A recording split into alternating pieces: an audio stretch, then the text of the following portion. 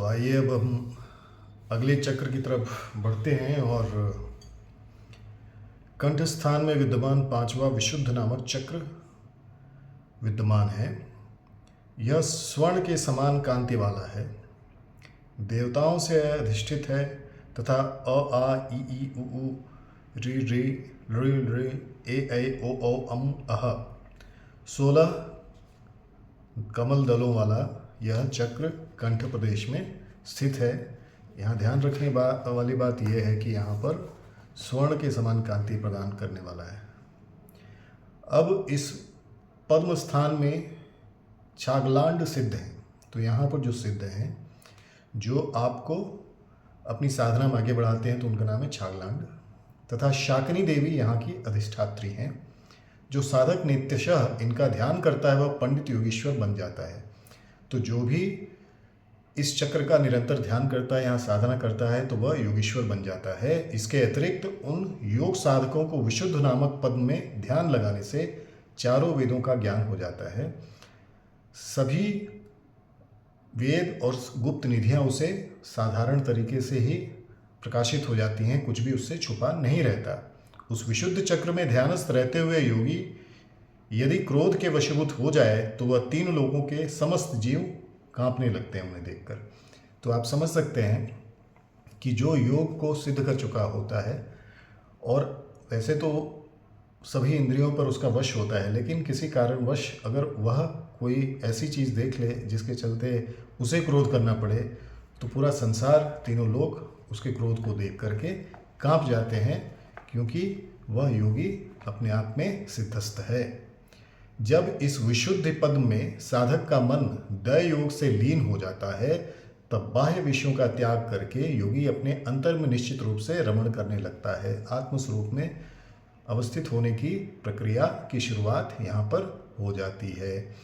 उस योगी के वज्र से भी अधिक कठोर अपने शरीर की शक्ति की हजारों वर्षों के बाद भी क्षति नहीं होती। विशुद्धि चक्र अगर जागृत हो जाए तो सिद्ध देहधारी हो जाता है, सभी तरह की बीमारियों से समाप्ति हो जाती है, बीमारियां नहीं रहती और उसका शरीर वज्र के समान कठोर हो जाता है, जो हजारों हजारों वर्षों के बाद भी क्षय नहीं हो सकता है।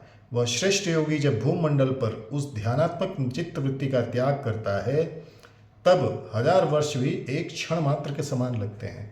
तो वह जीवन अपने आप में बहुत ही उत्कृष्ट जीवन होता है, जहाँ पर योगी हजारों वर्षों के बाद भी जिस तरह से जी रहा होता है, उसके लिए वह हजारों वर्ष भी एकदम क्षण मात्र के समान दिखाई देते हैं।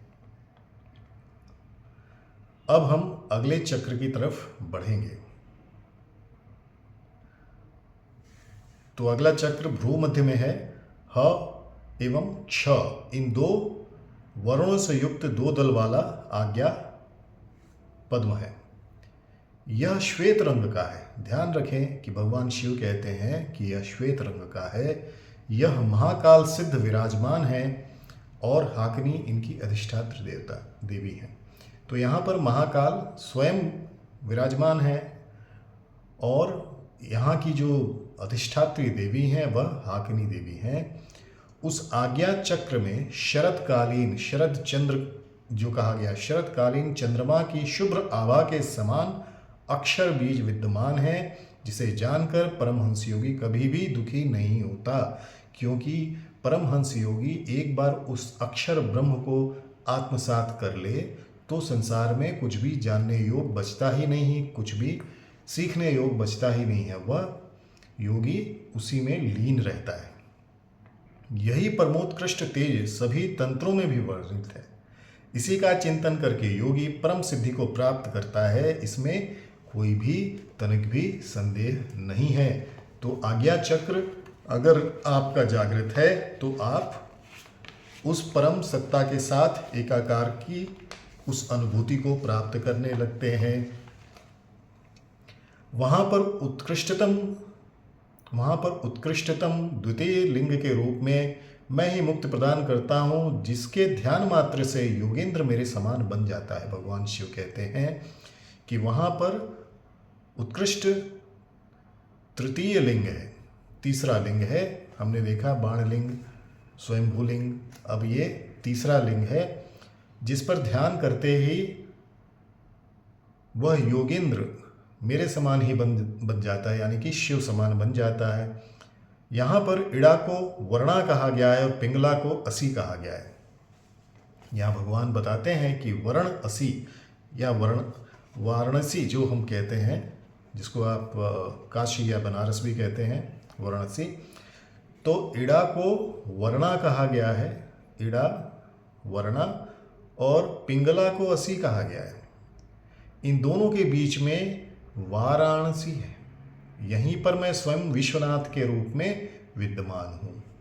तो भगवान शिव कहते हैं कि जो विश्व के नाथ हैं, विश्वनाथ, उस रूप में मैं इड़ा और पिंगला, वर्णा और असी के रूप में, जहाँ पर मध्य में वाराणसी है, वहाँ पर मैं विश्वनाथ के रूप में विद्यमान हूँ।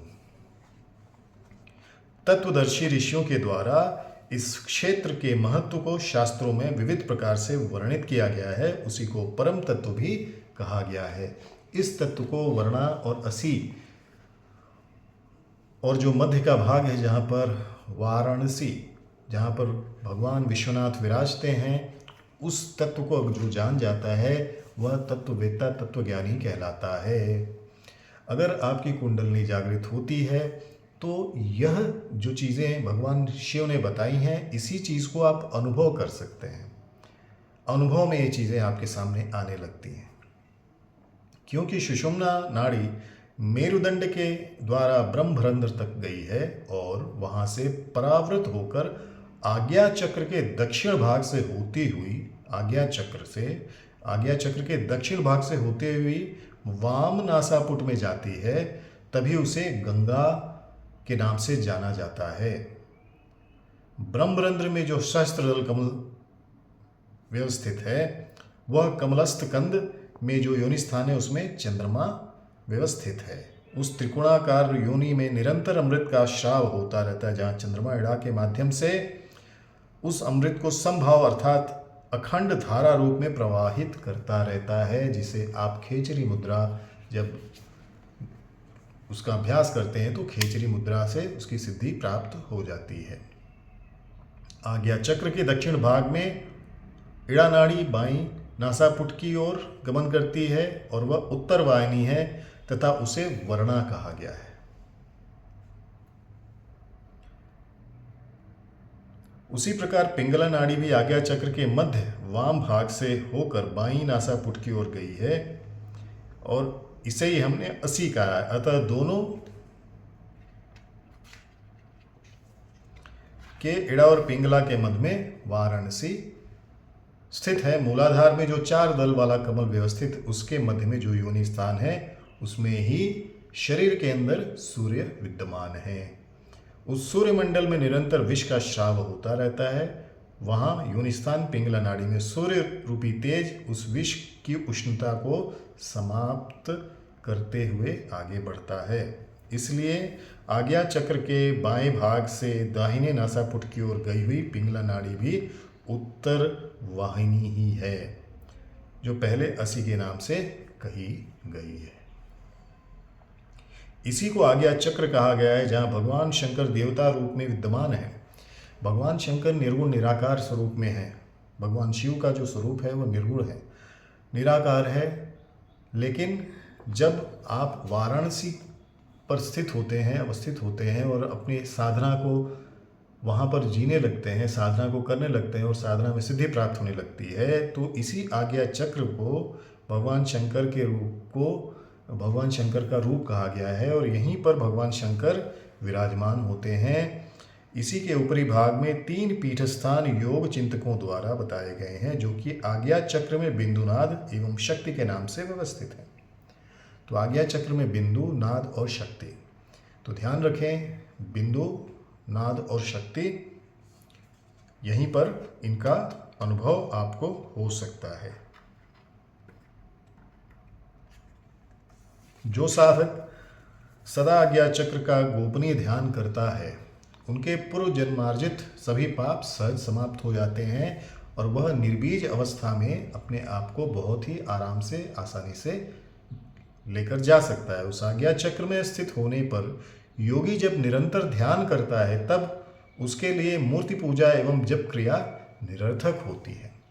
तो यहाँ पर ये कहा जरूर गया है कि मूर्ति पूजा और जप उनके लिए सार्थक है जो भौतिक आदि भौतिक साधनाओं में व्यस्त हैं या साधनाओं को कर रहे हैं। लेकिन जैसे जैसे आपकी आज्ञा चक्र की जागृति होने लगती है और आप उस विश्वनाथ का दर्शन करने लगते हैं, उसका अनुभव करने लगते हैं, तो फिर आपके लिए मूर्ति पूजा और मंत्र जप आदि का कोई महत्व नहीं रहता। यक्ष राक्षस गंधर्व अप्सराएं किन्नर आदि सभी उस आज्ञा चक्र के ध्यान में रत साधकों को चरणों की सेवा करने के लिए तत्पर रहते हैं और उनके अधीन हो जाते हैं। आप समझ सकते हैं कि आज्ञा चक्र की महिमा कितनी ज़्यादा है कि जिसका भी आज्ञा चक्र जागृत है वह शिव स्वरूप है। और जो वाराणसी में भगवान विश्वनाथ के लोक में उनसा ही बना हुआ, उनमें ही लीन महायोगी है, उसकी सेवा में सारा संसार तत्पर रहता है। योग साधक उल्टाई हुई जीव को तालुओं के विवर में धारण कर भयनाशक का ध्यान करता है, भयनाशक ध्यान करता है, जिसे हम खेचरी मुद्रा कहते हैं। इस स्थान पर जिस योगी का मन आधे क्षण के लिए भी स्थिर हो जाता है, उसके सभी पाप नष्ट हो जाते हैं, उसके सभी संस्कार शून्य हो जाते हैं। प्रथम 5 चक्रों पर ध्यान लगाने से जो फल प्राप्त होते हैं वे सभी फल इस एक आज्ञा चक्र पर ध्यान करने से प्राप्त हो जाते हैं। पहले के मूलाधार से लेके स्वादिष्ठान मणिपुर अनाहत विशुद्धि चक्र पर ध्यान लगाने से जो कुछ भी हमने आपको पहले बतलाया है उन सभी चक्रों का फल आपको एक अकेले आज्ञा चक्र के ध्यान लगाने पर प्राप्त हो जाता है। जो विद्वान साधक इस आज्ञा कमल का सतत अभ्यास निरंतरता के साथ करता है वह वासना के जटिल बंधन का तिरस्कार करके आनंद में लीन हो जाता है। तो मन में जो राग द्वेष हैं और जो मन में वासनाएं उत्पन्न होती हैं जीवनचर्या में लिप्त होने के बाद, उन सभी वासनाओं का पूरी तरह से क्षय हो जाता है, समाप्ति हो जाती है जो आज्ञा चक्र का निरंतर ध्यान करता है। जो बुद्धिमान साधक मृत्यु के समय उस आज्ञा पद्म का ध्यान करता है और उसका ध्यान करते हुए अपने प्राणों को त्यागता है, वह धर्मात्मा साधक परमात्मा में लीन हो जाता है, क्योंकि आज्ञा चक्र भगवान शिव का स्थान है। जो व्यक्ति खड़े हुए, चलते हुए, सोते हुए, खाते हुए अर्थात हर समय उस आज्ञा चक्र का ही ध्यान करता है, वह पाप कर्म करता हुआ भी पाप में मग्न नहीं होता, अर्थात पाप का भागी नहीं होता और इसलिए पाप कर्मों से मुक्त रहता है। इतनी महत्ता दी गई है। उस आज्ञा कमल का चिंतन करने से साधक निश्चय ही राजयोगी और राजयोग का अधिकारी हो जाता है। वह अपनी तेजस्विता से संसार में ऐसा कुछ भी नहीं है जो वह प्राप्त नहीं कर सकता। भगवान कहते हैं इस 2 दल वाले आज्ञा चक्र के ध्यान का महात्म्य अवर्णनीय है। ब्रह्मा आदि देवता भी इसके महत्व का आंशिक ज्ञान भी नहीं दे सकते। इस आज्ञा पद्म एवं तालुमूल के ऊपर शस्त्र कमल दल विद्यमान है जो सुषुम्ना का विवर युक्त मूल विद्यमान है। तो यहाँ तक हमने देखा कि भगवान शिव खुद कहते हैं कि आज्ञा चक्र कितना आवश्यक है योग में आगे बढ़ने के लिए, योग साधना में सिद्धि प्राप्त करने